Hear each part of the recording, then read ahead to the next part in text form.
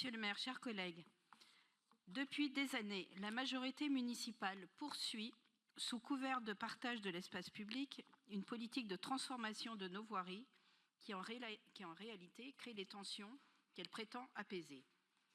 Vous nous présentez aujourd'hui une série de subventions à des associations censées promouvoir un code de la rue et le plan Paris Priorité Piéton, dans une logique affichée de coexistence apaisée entre piétons, cyclistes et automobilistes. Mais dans les faits, ce que vivent les Parisiens est tout autre. Car ce n'est pas la cohabitation harmonieuse que vous mettez en œuvre, c'est un enchevêtrement confus, souvent mal signalé, mal balisé, et qui expose les usagers les plus vulnérables, enfants, personnes âgées, parents avec poussettes, à des situations de danger permanent. Prenons deux exemples très concrets dans le 16e arrondissement. Place d'Iéna, un aménagement est prévu avec une série de balisettes type Rivoli, des marquages au sol, des sas vélos, des tournebrides, mais aucune modification structurelle de voirie, pas de véritable sécurisation physique, aucun effort sur la lisibilité de l'espace pour les usagers. Ce type d'aménagement temporaire, plastique, ne fait que brouiller les repères et les habitants du quartier nous alertent déjà. Les cyclistes surgissent là où on ne les attend pas, les piétons ne savent plus où passer et les automobilistes sont confrontés à des itinéraires incohérents. Même constat, place Victor Hugo, autre nœud de circulation important.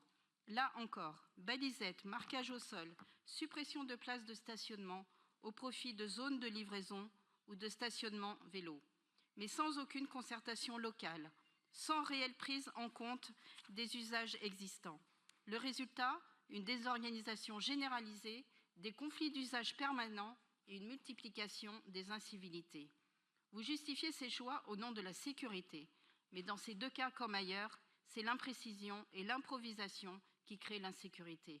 Ce ne sont pas des aménagements lisibles et durables, mais des bricolages temporaires faits dans l'urgence ou l'idéologie.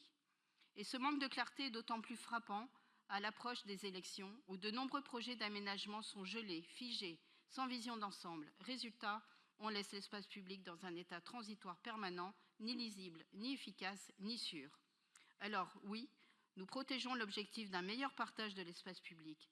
Oui, la sécurité des piétons et des cyclistes est un enjeu majeur, mais cela suppose des équipements robustes, pérennes, adaptés aux réalités locales et non des dispositifs fragiles posés à la hâte.